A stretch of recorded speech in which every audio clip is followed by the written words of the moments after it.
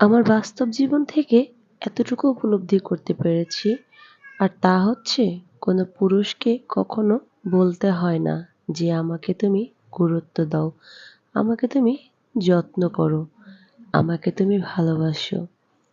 আপনি যদি আপনার পুরুষের শখের নারী হয়ে থাকেন, তাহলে সে আপনার জন্য সবকিছু করতে পারবে। আর সবকিছু বোঝেন? আর যে আপনাকে ভালোবাসে না, গুরুত্ব দেয় না, যত্ন করে না, আপনাকে কোনো এফোর্ট দেয় না, আর আপনি জেদ ধরে বসে আছেন সবকিছু একদিন ঠিক হয়ে যাবে, সে আপনাকে আপনার মতো করে ভালোবাসবে, পাগলামি করবে, তা জীবনেও সম্ভব না।